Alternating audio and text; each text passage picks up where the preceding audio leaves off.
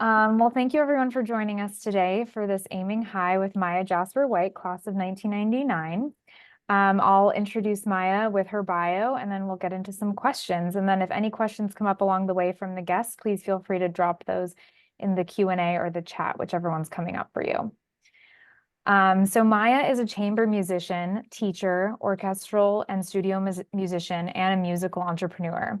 She's the executive director and co-artistic director of Salastina, a Pasadena-based chamber music series, and the proud winner of San Francisco's Classical Voices Audience Choice Awards for Best Chamber Ensemble. Maia is also a member of the first violin section of the Los Angeles Chamber Orchestra, and she was a member of the Pacific Symphony's first violin section for 10 years, as well as serving as concertmaster of the Crested Butte Music Festival in Colorado.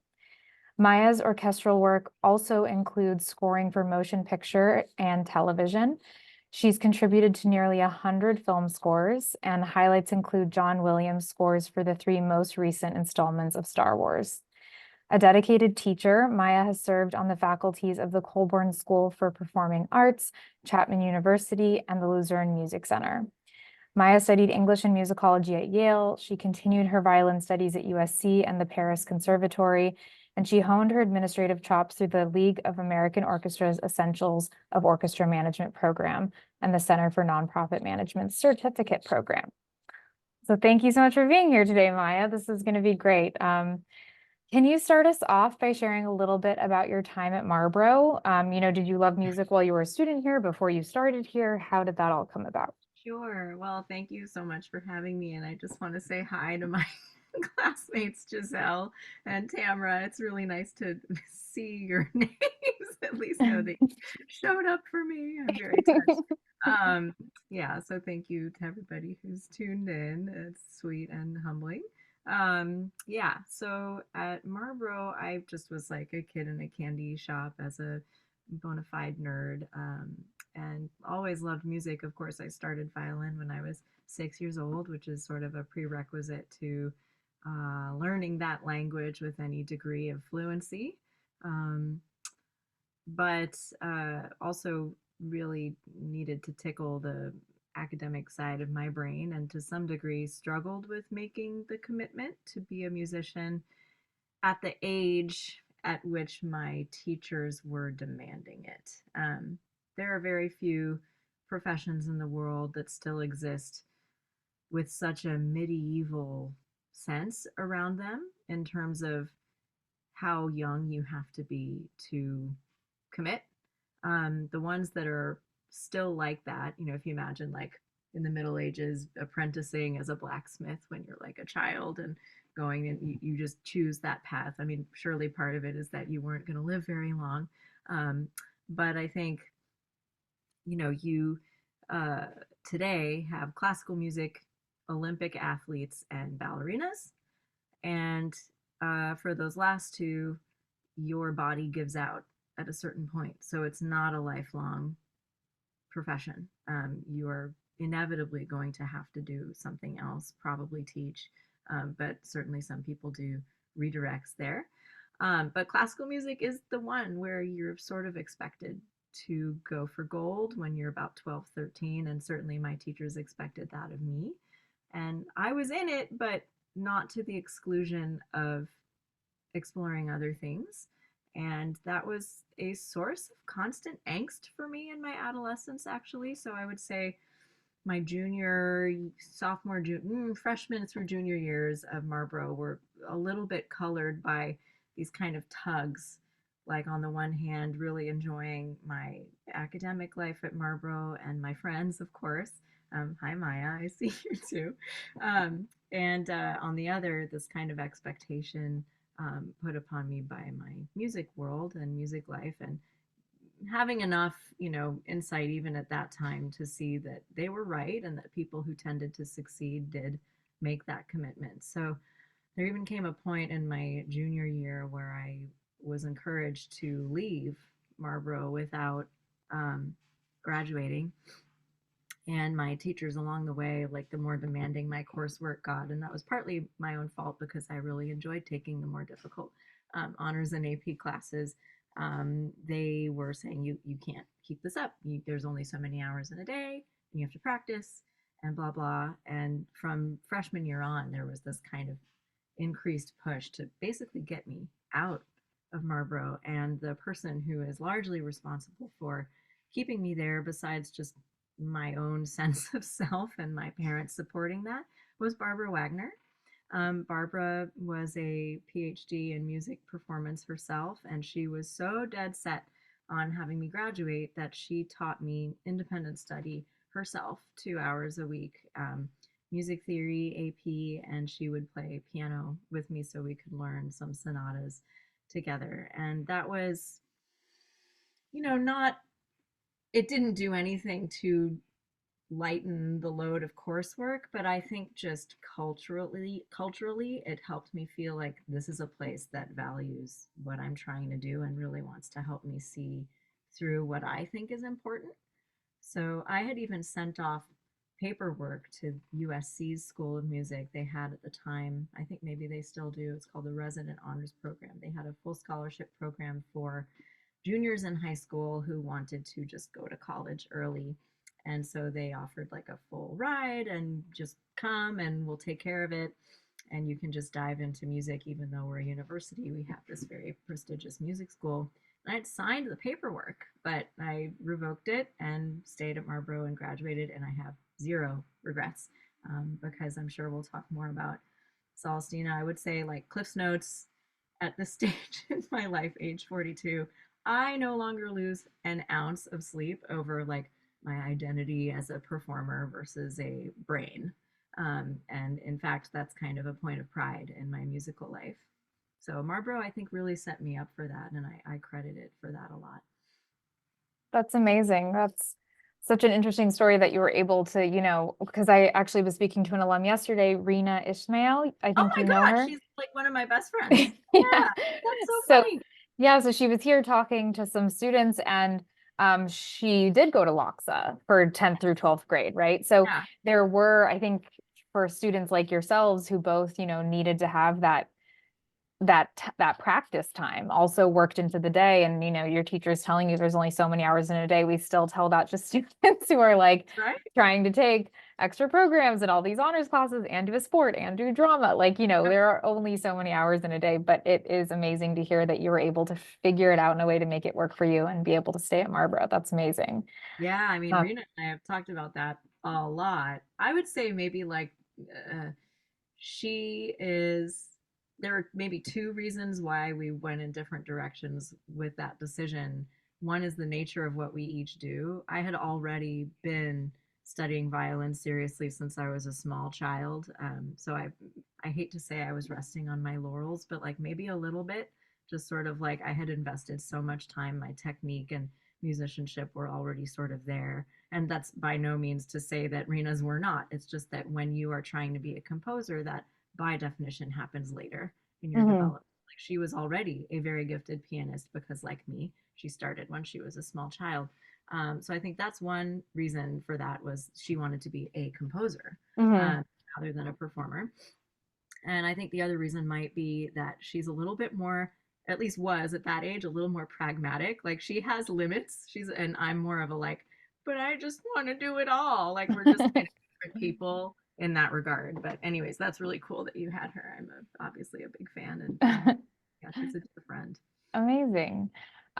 So, your journey through music education seems incredibly rich, studying at Yale and then USC's Thornton School of Music. Can you share some more about how these experiences help shape your approach to music and also your career path? Yeah, absolutely. I mean, I think in a way, Yale was sort of like a continuation of what was good for me about Marlborough, but just all those things dialed up, in a certain sense. So, for instance, I had applied to some other schools, like, where you could get a really high quality liberal arts education in tandem with a high quality, music conservatory training. So, for instance, Harvard and New England Conservatory have one such pairing. What was another one? Columbia Juilliard, Johns Hopkins and Peabody, UPenn and Curtis. And I applied to most of those. All of the ones I mentioned, except for Hopkins and Peabody. Neither school really kind of vibed with me. But I ended up just sort of, I realized I was tired of leading a double life. That as much as I liked satiating these kind of twin sides of myself, I did not like how divided they were in my day to day experience. And maturity and years have shown me that some amount of that is inevitable. But at that age, I was just sort of done with it. And Yale was the only school that I applied to that had those two things to a high enough degree of excellence, but all at the same place. So I felt like Yale has a school of music. The unfortunate thing was the teacher I really wanted. I applied, got in, and was all set to go. And that summer before my freshman year of matriculating, he announced that he would no longer be working with undergrads. So Oh, that was a huge disappointment because I had partly gone, it was like, oh my God, I can have Yale and a school of music and Peter Ungen all at the same place. And he just kind of announced that he wasn't doing that anymore, no exceptions. So that was a bummer, but mhm. I made the most of it. And I think that it, for me, continued my ability to conceive of myself as both like an intellectually curious person and a musician at the same time, rather than a racehorse that is going to Juilliard trained to do one thing and one thing only. So that was good. But at the same time, I definitely felt even more keenly than at Marlborough that, like, not only because of the demands of an Ivy League, academic life, but just getting older, simply getting older, that sort of shit or get off the pot moment was coming due. So thankfully, I'd accumulated enough AP credits at Marlborough to take a year to study at Paris, and it would come at no delay to my graduation date. Because Yale was too snooty to accept any credits from a vocational school like a music conservatory. So I was able to go to Paris, study violin exclusively, see what that was like, and then graduate on time. So that's what I did. I definitely enjoyed the European tradition is so important to playing classical music, and we have such excellent schools here. I was so puzzled when I arrived at the conservatory, and one of my classmates in studio asked me, why are you here? Don't you guys have all the best schools? And I was kind of like, excuse me? That is it's just the grass is always greener sort of situation. They all wanted to come here and we all want to go there. And I would wager that none of us are wrong, having those kinds of enriching experiences in what is now a global art form and a global, with global reach. Nobody knew about streaming 20 plus years ago, but it's all so much more connected and interwoven than it ever has been. But all that is to say that studying in Europe at sort of a ground zero school for violin playing specifically, historically, um, I mean, I could name some boring like 19th century composer violinists who were all at the Paris Conservatory, and that legacy is still very entrenched. And Mhm. I'm just a Francophile. I'm still in a French club, uh, and it was a really beautiful time. Then after that, I went to USC. I sort of observed in my senior year of college. My first professional job was in the New Haven Symphony, one of the oldest orchestras in America, but frankly, it's kind of like a B minus tier orchestra. It's not the New York Philharmonic by any stretch, but it's not kind of like a podunk community orchestra at all. But I was very lucky to get in as a senior in college, and it certainly showed me what a lot of my future, like that my 20s would be about, which is to say freelance orchestral playing and what it's like to audition for orchestras and what have you. I just observed that a lot of my colleagues, I suppose, in the orchestra were um, uh, sort of stuck. Like they were stuck where they went to grad school. So if someone went to Yale for grad school in music, when their degree program was over, they were sort of stranded in New Haven trying to make ends meet. And there were a lot of people from across the Eastern Seaboard who would commute to work in this B minus level orchestra. And I just rolled out of my dorm bed and stumbled across the street. So I kind of was looking at them like, huh, I don't want to like be commuting from Hartford or New York City or Philadelphia or Boston to New Haven for this like pretty just meh orchestra that's like across the street from my dorm. So that led me to the decision that I should only apply to graduate school in major metropolitan areas with a robust musical life. Because if I was going to be stranded there afterwards, I wanted to have enough of interest to do. Hmm. Um, Being from LA, my parents still lived here. My partner at the time wanted to work in the film industry. I got a full scholarship. It just kind of felt like check, check, check, check, check. Obviously, musicians don't make a ton of money, so full scholarship was also top of mind. So USC was kind of like it felt more like an entry into the working world than finishing school, if that makes Hmm. sense. And I think that was okay. I guess because I was still perhaps a little insecure about not having chosen to go to a Juilliard for college at the time, I wished for a more intensive kind of conservatory finishing school environment. But looking back, I think it worked out just fine. Um, so yeah, I hope that answers your question about schools and their kind of impact. But certainly, like having gone to USC, that instinct to go to a school for free in a big city really paid off because to have no debt from graduate school and be able to meet people and take auditions while I was still a student. I auditioned for Pacific Symphony and the Chamber Orchestra in my last year of master's, and having done well at those auditions, it set me up to work in the studio. So it was very fortuitous how that Hmm. worked out. Yeah, that's what I was going to ask you was, having that reflection moment your senior year of college and like basically did USC kind of fulfill that vision that you had of making sure you were in this like big city and a place, but it sounds like you were offered some great opportunities after USC. Absolutely. And I think that for this field, um, there's more of an open spirit than there is in New York and Boston and Philly. It's a bit more of a closed um, environment. And if you kind of crack your way into the right institutions, you can maybe make things happen. But it's just that maybe being a West Coast person, it just didn't appeal to me at all. I just feel this is my home. Hmm. Yeah, I can imagine that's hard to have a totally different like culture when it comes to like competitiveness or just like how big the community is, how many opportunities there are. I can imagine that really shapes the experience. Yeah. Um, so you've recorded and performed with internationally renowned musicians throughout your career. What has Mhm. that been like, and how did you feel like that's impacted like each step forward?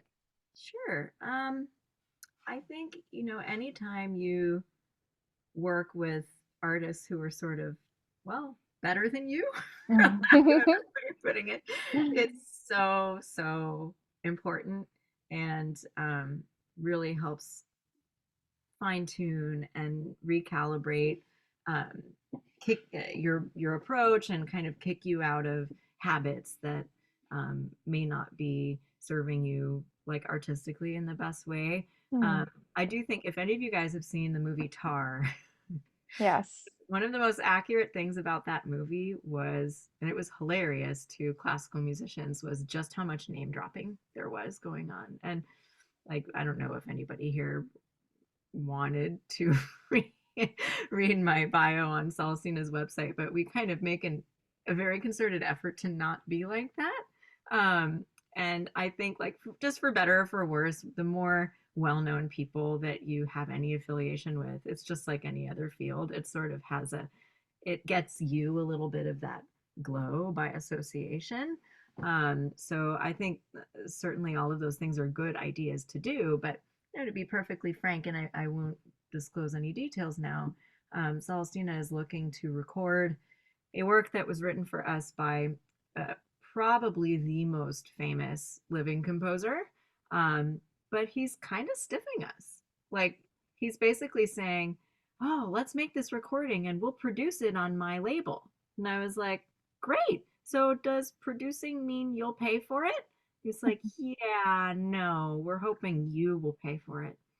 But we'll be super generous and split royalties 50-50, which is like how about we split royalties 50-50 once our costs to produce your recording have been recouped, you know? So just not like now I'm at a stage where I'm not going to be just totally blind to just like trying to hitch your wagon to a star, Right. being oblivious to maybe being taken advantage of or what have you. And that's it's a kind of flex, but an important flex so that you don't get kind of mistreated or Hmm. um, yeah, taken advantage of. But anyways, that's like a more recent example of now trying how do I navigate like working with more well-known artists. I Yeah, just I also can see those experiences serving kind of different purposes at different stages of your career. Like where at definitely first it can definitely help with resume building, especially when you're newer to any career industry. Whereas, yeah, later on you have a lot more leverage to like negotiate and have these conversations. And it's not like this partnership is going to make or break your career because you've already built one. So that's a very exactly different, yeah, place in your yeah life. exactly. So how do you balance your roles now as an administrator, a teacher, a performer? You're doing so much. So how do you balance all of that? What do you feel like takes up the majority of your time, or how have you found it to all work Uh, together? yeah. Wow, how to answer that? Okay, so in the fall of 2022, uh, I had been invited to speak at the Women in Classical Music Symposium on exactly this topic. And I stressed out for months about it because I felt like in my day to day existence, the least qualified person to speak to Mm, that. Because I just, like you mentioned, being a teacher, administrator, a performer, a recording musician, and a mom, I just felt kind of like failing at all of the above, or at very best, just barely hanging on. And one of my friends said, well, I think that actually makes you really well qualified to speak about it. And after she said that, it may even have been Rena. I can't remember who it was, but whoever it was who said that, it kind of relieved me of that like um, insecurity about speaking to that subject. So mhm, I did end up sort of having to formulate some thoughts around that. And I think the best thing I can come to is that like in day to day life, hour by hour, day by day, week by week, month by month, and year by year. I think all of us are just sort of living in seasons and micro seasons. And some days are certain areas of my attention are going to demand more of me. And it will come at the expense of others, but kind of trusting myself to be sensitive to that balance of things. Maybe just relevant to anyone who's a parent. You're going to have to work and be away and be focused and ambitious, and you're also going to want and have to be nurturing and present and all of this for your kids. And mhm, the best I can kind of speak to that is that our attention, wherever it is fully there at the time that it is, and that we kind of trust our own best judgment about how to balance that and make adjustments accordingly. Like those things mhm. are dynamic and not fixed. Right. So even using this week as an example, I have some chamber music concerts for the chamber orchestra at the Wallace and at Colburn, and I haven't touched my violin in about 3 days because of family reasons, writing an NEA grant for Salastina, teaching commitments, and yeah, it's bothering me. I'm so glad that I started practicing. I had the foresight to start working on this music in early January, especially because it's not very hard. But I also feel kind of like nervy about I'm just not going to be in the best playing shape. Like, when am I going to, the grant is due tomorrow, blah, blah. So these are just like the mundane realities of trying to navigate a lot of different competing responsibilities. And Hmm. yeah, sometimes I don't get what I want or what I would ideally want all the time. And then there's the $1 million question: will the audience notice? I'm going to take a wild guess. The answer is no. Uh, Yeah. and that's great. On the one hand, it's like, it's not about me, it's about their enjoyment. They're not really going to notice if I, took 2, 3 days off because of, parenting responsibilities, writing a grant, and needing to be there for my students before their concerts, for which the audience absolutely would notice, and they wouldn't have as good an experience. But I know, and that becomes a psychic burden Hmm. sometimes. As an artist, I do sometimes wish, like, man, I wish I had more time just with the instrument. Or I'll tell my husband, oh, it'll be really nice to be a violinist next week, you know. Yeah. Um, but I also really enjoy the challenge of writing the grant. Like right now, I think I just cracked it, and it's like, it's so great. It's so great. And praise coffee, I just Yeah. give so many ideas. But yeah, anyways, I think my best answer to that is recognizing the season that we're in and the micro and macro, and recognizing that adjustments will need to be made, and Yeah. trusting that the things that are the most important will inevitably get the most attention. On a practical level, I live by bullet journal. It's sort of like, I would have such a hard time. I feel so much more in control of all these different moving parts thanks to bullet journal. So that's something I heartily recommend that anybody do, to stay sane. Yes.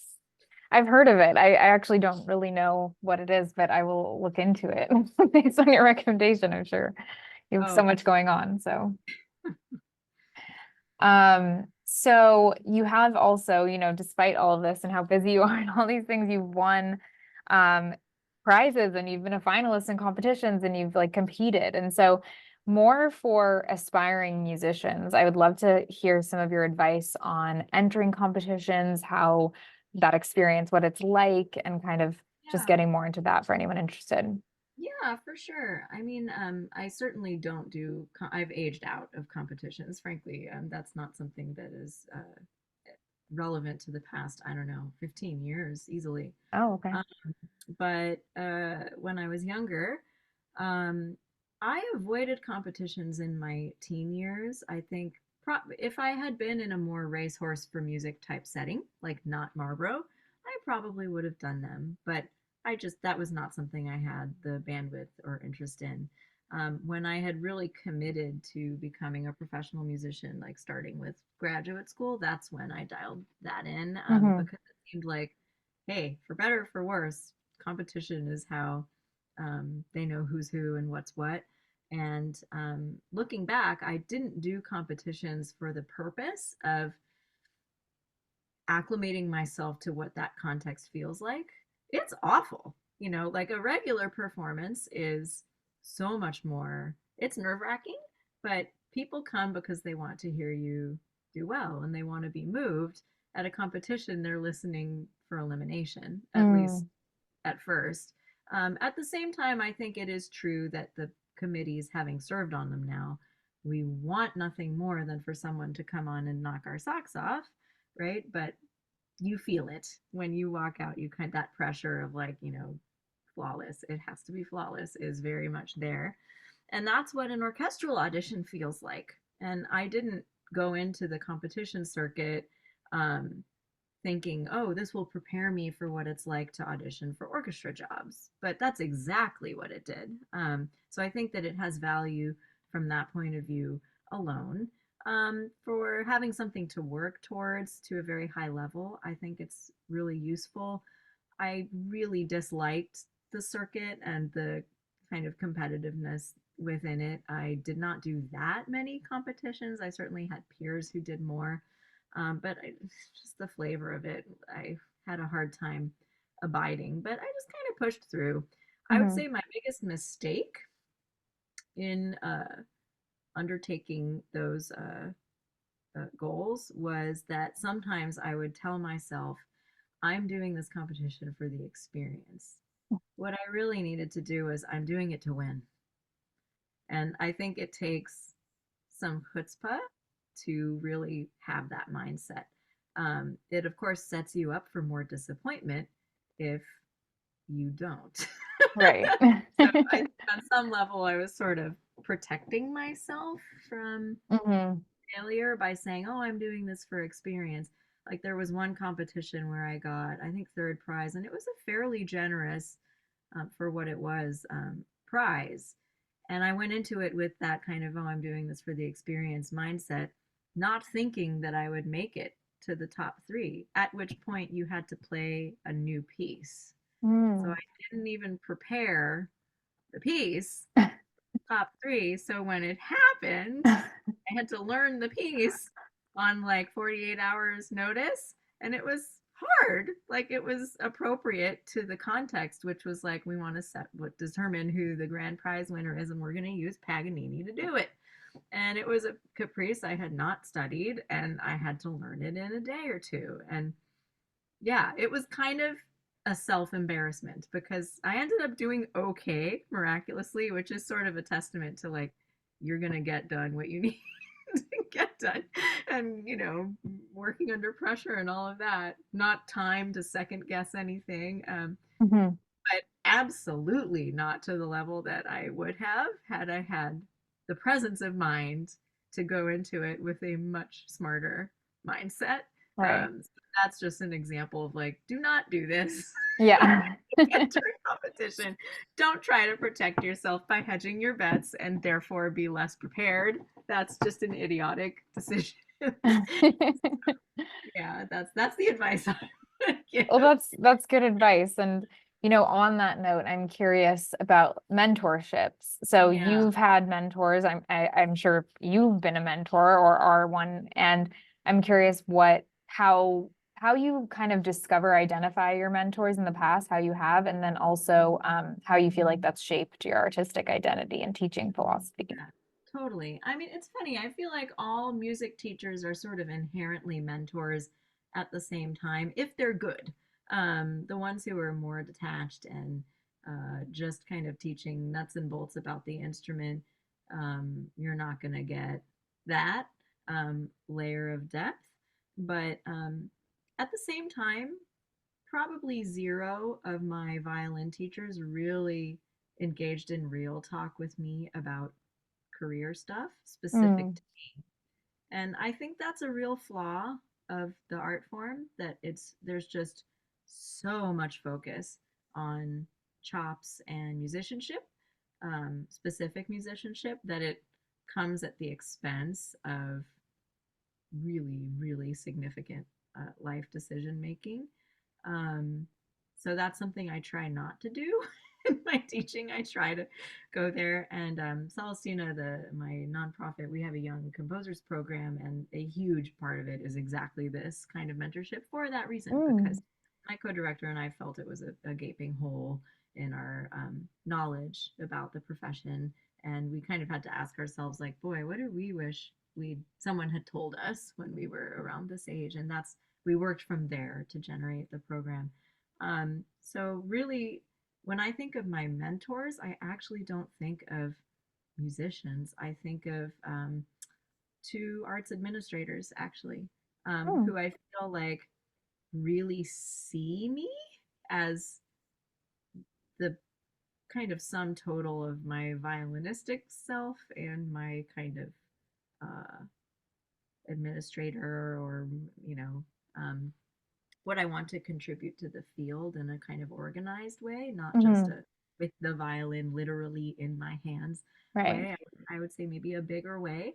They see me as being those two things, and one of them is Simon Woods. He's the former CEO of the LA Phil, and we met at the League of American Orchestras, the certificate program that you Mm. mentioned very nicely at the beginning, and he offered, which was really meaningful to me. Wow. He saw that I was kind of new to that area, and I'll never forget like showing up to his office in Disney Hall for like a check-in, and him teaching me how to use Excel. And I was kind of Wow. like, isn't this, beneath the pay grade of this guy? Like, this is awfully generous that, Simon is teaching me how to use Excel. But he was so patient, and I think he knew, like, this is what she needs right now. Yeah. And we're still in touch, and right now he's helping me um, just from a very, very remote distance at this point. He's now the CEO of the league itself of American Orchestras in New York City. But he's helping me with Celestina's next strategic plan, which is Oh, cool. like a process I really, really enjoy. he helped me with the last one in 2018 that sort of saw us through COVID. And then my other mentor is a fellow named Ken Foster, who's just a lovely guy. I think he's on faculty at USC now. He's on the board of the Kronos Quartet. They have a performing arts association. He was the president of the board, and he ran a very successful performing arts center in the Bay Area for a long time. So Ken, Simon and Ken have both been to several of my concerts, and we've spoken at length many, many times about Salastina and the field and my strengths and weaknesses personally. So when I think of my mentors, Simon sort of had the grace to offer, and that was just circumstantial. So I think, in terms of finding good mentors, just putting yourself in situations where you're bound to meet the kinds of people like whom you aspire to be. Hmm. And someone like Ken, he actually was a presenter at this program, and I took it upon myself to reach out to him because he seemed like the most relevant, potentially useful person for me to know. And he's a lovely guy. And ever since we've been in touch, I just saw him last Monday, yesterday. Oh my God. I Yeah. know. That's amazing. Yeah, it's so nice when mentors offer to help you with the foundational like Yeah. education And as to be well as. sure, like they having them in my life actually made me feel more of a need to pay it forward to younger people. Mhm. So I have some mentees Mhm. who are not formal, like just young colleagues who know they can call me if they have questions about like, hey, there's this audition for this orchestra the same weekend as my band has been invited to open for blah blah. What should I do? Like those kinds of things. Yeah. Or we're getting a cease and desist from an organization on the East Coast that shares our name. We don't know how to handle it. We've put so much into our name. What do we do? Like those, it's really touching to me actually to be able to help comfort and guide those people. Yeah. Because I didn't have the benefit of that when I was in my 20s. And I really love being able to do that for younger people because the 20s are the shittiest decade by far. And I Fully think part agree. of it is like people, grown ups, older, wiser grown ups think, because if you're projecting yourself well, they think you're fine and aren't necessarily privy to all the inner kind of angsty decision making and fretting that is going on. And so it really means a lot to me to be of value to people who are in that position now. Yeah, that's amazing. Mentors paying it forward. That's how it should be. Um, so let's talk about Salastina. So you're bringing chamber music to broader audiences, which is amazing. What inspired you to pursue this mission? And, what has it been like running a nonprofit? You talked a little bit about the grant. So like what other challenges have you faced? Yeah. Oh, where to begin? Well, when I was a sophomore at college, I just randomly had the thought. I'd always wanted to be like a string quartet player. I didn't want to Mhm. be a soloist and I didn't want to be an orchestral musician. I wanted to be a string quartet player, but I didn't really know how does one make a go of that. And looking into it, I thought, well, you could either be in a touring ensemble or you could start your own local series and do chamber music that way. So I saw an internship. It was actually for LA Opera in community programs. It was through the LA County Department of Arts and Culture. And I thought, okay, I can go home and learn a little bit about what it's like to actually run like a large and successful nonprofit classical music organization. And in doing so, I met a woman who like sort of became a mentor, but not really. It was more like exposure to her and kind of gathering information about like what it was that she was doing. She had started a series called Southwest Chamber Music, and I went to one of their concerts at the Huntington that summer and then had a lunch with her afterwards, and it completely blew my mind. Like, yes, this is a thing that it is possible for a string player, as she was, to just do. I think when you're young, you are trying to sort of align yourself with existing institutions.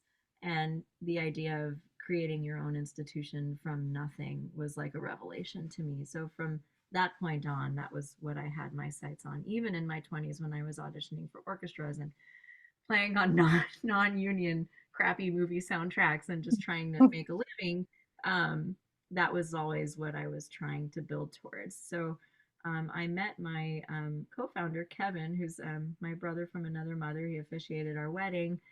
We met in an orchestra in Santa Barbara in like 2007 or something like that.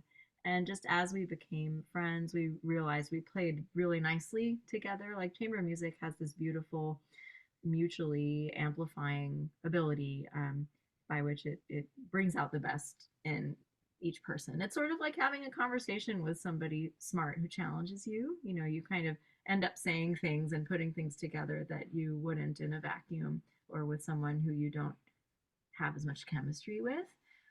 So we were each other's kind of person for that. And just throughout our friendship blossoming, we were talking a lot about everything we didn't like about how classical music is presented and what we would do about it. And his mom passed away in 2009. And I think at that point, he's about 6 years older than me. At that point, I think he was like, as the passing of a parent tends to do, sort of provides a little bit of a memento mori flavor to your daily life. And he was like, let's just do it. And I was like, okay, yeah, let's do it. So we just sort of started with one concert in 2010. And I would say, like, I think by year three, we were doing 3 concerts a year, and year four, 7 concerts a year. And then we doubled the program. So each of the 7 was performed on the east side and the west side. So by year 7, I think we had about between like 19 and 25 public events annually. And that's a rhythm that we've sustained despite our budget growing from, $5,000 for the very first concert to a $500,000, which it is now. So that all that being said, we were musicians, and this is something I bring up a lot with our musicians, but back then we were just violinists. And as a point of pride, and I think that's a little bit, I don't want to say toxic, but just short sighted and perhaps a little ungenerous as a kind of self describer. When you're bred as a classical musician, you don't want to concede that you have any outside distractions. There's something more romantic and appealing about, like, oh, I spend, 9 hours a day locked up in my ivory tower until my fingers bleed and all of this. Like, that's not reality for anyone, but it's an illusion that is sort of important to cultivate, like a glamour around being a performing artist. And we clung to that a lot longer than we needed to, I think out of pride and maybe a little bit of insecurity. So it was, I'm proud to say, it was me who was the first to kind of be willing to break away from that. And, maybe going back to your earlier question, I would credit Marlborough and Yale and just kind of my broader sense of myself, and what I wanted to contribute to the cultural landscape for that. But I took it upon myself to get an education, but it was like year 6 of Salastina, and we would just complain for like 5 years. Why does it feel like every concert we do, we're starting over? And it was like, because there's zero infrastructure and zero strategy. And, what do you think? If you build it, they will come. Like, that's the most ridiculous. Yeah. It's a shard true, Yeah. but much more goes into it and must go into it to really succeed. So that was when I think that frustration with, like, we're just trying the same thing or making changes and it feels like throwing spaghetti at the walls, and the same people aren't necessarily coming back even though they say they love it. First of all, we had no ability to really measure what was happening, so like that was obviously important to be like, who's coming, Yeah. and how do we get them to come again and then give money? That's like performing arts nonprofit 101, but we lacked the basic, like, understanding of that for longer than was necessary. So yeah, just once I started getting educated in that area. It was literally the Center for Nonprofit Management's course was a 6-month thing where we convened once a month for an entire Tuesday and then did Mm, homework on our own. And it radically transformed my understanding of what to do. And Kevin sort of got that education by proxy because after right. every meeting that I rapidly consumed this information and just like not what I had heard but what I felt its relevance was to us. He sort of got that education secondhand. But then there was the phase of we're still fiscally sponsored, we're not yet our own nonprofit. That was working for us because we weren't paying ourselves anything for the first 6 years, which was also a huge mistake, and which highly recommend anyone who starts their own project. You build yourself into the budget from day one. Like, it's not, nobody's here to be a martyr. And also, if you were to get hit by a bus, who would take your place? Like, the thing would go up in flames with you. And isn't that beside the point? So Right. many reasons. Anyways, there was that period of transitioning between how far can we take this within the limits of what we're doing to make money, so Hmm. like slowly starting to pay ourselves just a little bit, and then how can we segue out of, in my case it was I'm going to stop doing non-union recording sessions, the ones that pay residuals. That was the first to go, or maybe like stop teaching at privately, because it's just so much more trouble than it's worth coordinating individual student schedules and blah, blah, blah. So just again, what you asked about balance, just kind of Hmm. being dynamic to the changing circumstances. So eventually we applied for 501c3 status. That was in 2018.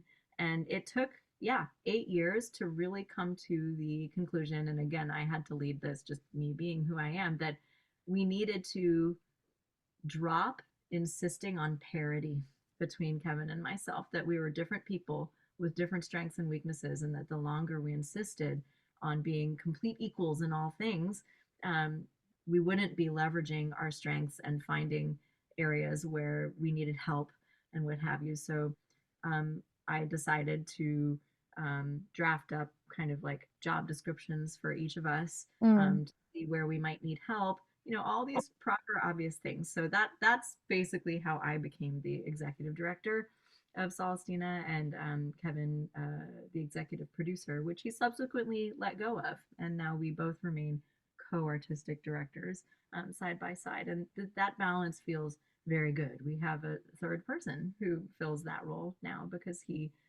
for various reasons, personal reasons of his own, can't uh, commit the time to doing that. And I don't think he's as interested in that side of his former role as I was and continue to be about serving as the executive director. Hmm. So yeah, that's kind of where we are now. I think in the next strategic plan, we will be hiring a few more staff, like a box office person, Hmm. perhaps a development person, part time, as a $500,000 budget allows. Hmm. But yeah, that's where things are now, and I'm just very proud of what Salastina is. In addition to the live programming that we have that I mentioned, up to 25 concerts a year, we have two other arms of our programming. The first is that we provide uh, one-on-one virtual bedside hospital concerts to UCLA ICU patients over Oh, Zoom. wow. And since May of 2020, we have not missed more than a handful of Mondays, Wednesdays, or Fridays. And as a result, we've provided over 55,000 minutes of music to over 2,600 patients and their caregivers. And we're expanding to Huntington Health in Pasadena shortly. So that's one arm of our programming that I'm very proud of, and that That's mercifully kind amazing. of runs itself Hmm. without much interference from me. And the third one is our Young Composers Program, in which we provide tuition-free instruction, private lessons, mentorship, and then a audio-video recording, very high quality, to 10 really gifted young composers from around the world. And this year we just selected our cohort. We have composers from London, France, New Zealand, New York, LA. Yeah, you kind of get the idea. It's all over the world, And each year we make a commitment to formally commission one of those 10 students to write a piece for us that will be premiered the following season on our main series. So we look at the program as kind of a finishing school and a professional development opportunity. And paying one for a real commission is a very critical means by which we put our money where our mouth is. Mm-hmm. Like we're going to actually pay you to write a piece, not just you write a piece, get all this mentorship and lessons for free, and you can use your piece forever and ever as you like in your portfolio. That's all great, but the commission is also an important part of that. So that's Yeah. actually the subject of my NEA grant. Oh, okay, great. Anyhow, thanks for Well, the practice. Mouth down what that is. absolutely. No, that's amazing. It's so interesting to hear about Salastina, and I think all three arms of your programming just sound really special. So, for us to wrap up now, where can people find you and connect with you or find more about Salastina? Yeah, sure. Perhaps most relevant to Marlborough's geography, um, we have a new partnership with the E-Bell. So we Oh, are cool. playing in the lounge of the E-Bell. It's gorgeous. It has this beautiful coffered ceiling. We're playing Brahms Quintet, and Brian Lauritsen from KUSC. He's our resident host and sort of like fearless guide through the terrain of the repertoire. He just sort of like deconstructs the piece and helps people understand what it is that they're hearing and put it into context. And he's just a master at that. So that's what we're doing then. Our home bases are the Pasadena Conservatory, which is on Hill in Pasadena, and the Edie at the Broad, which is in Santa Monica. It's a really cool, intimate black box theater.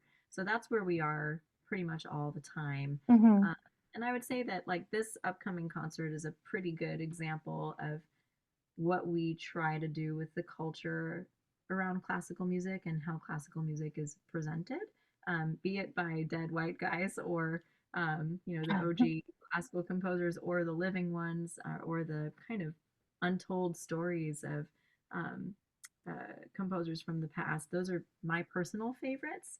I think the most inspiring thing about our art form is that it's kind of like a mountaintop, like in Everest, where you can see the snowy peak, but there's like a mountain of stuff underneath. And that's kind of the most inspiring thing about it is when you realize the treasure that you didn't know was there, especially when the stories are relevant to today's world. Like, just, I don't know, female composers. It happened, but like, can you name one? You know what I mean? So we try to tell those stories and program that music and that way the resonance with the world we're in now and kind of the issues that we're consumed by now in public discourse, it all kind of comes together through the music and the storytelling, the narrative component throughout the concert. So yeah, that's what we try to do. We also do like these really fun dinner concerts where a chef makes like a 5-course meal that is paired with like the music that we've chosen around a Oh, theme. cool.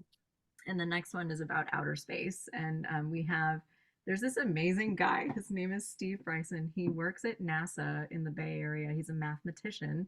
And his job is to determine how many Earth like planets there are in the universe. But he also plays a mean theremin.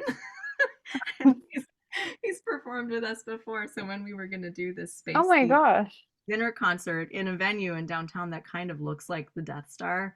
Um, we're doing Star Wars, Interstellar, the planets, you all that stuff, the easy low hanging fruit, programming wise. But we were like, we gotta have Steve. Like Steve should That's come. amazing. So he is, and then two of my I hesitate to call them students because they've actually become friends. They're in their late 30s, this lovely French couple that works at LIGO. It's this facility affiliated with Caltech, and I'm the director of chamber music at Caltech. That's my main teaching job, benefits for our family, blah, blah, blah. Maria and Arnaud, they work at LIGO listening to the gravitational waves that come from deep space. And they've been students of mine in my chamber music program. So we've invited them to come and talk about like what are the sounds, what is the music of the spheres, like, and what is the kinship for you between, the little strand of fiberglass 1/5 the diameter of a human hair that picks up gravitational waves from deep space, tuned to 450 hertz. Like, what's the Wow. connection for you with that and playing an instrument or any of that stuff? So yeah, that's going to be a really fun one with like amazing food and a cool setting and really interesting people. Like, I'm trying to advertise it as like, if your answer to who would you want to invite to a dinner party is like people who know the secrets of the universe and like Yeah. really good musicians, then you should come to and you like to eat, then you should come to this event. So And are both the eval and this dinner on Salastina's website? all of it is on our website. Okay, great. Well, Yeah. thank you so much, Maya. This has been a pleasure.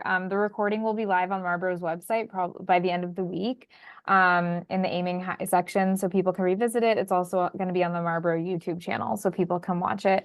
And I'll also share it with our instructors here on campus, with students who I think will be really interested to hear this talk as well, so they can learn Oh, thank more. you so much. I'm really honored. It's my pleasure. Totally.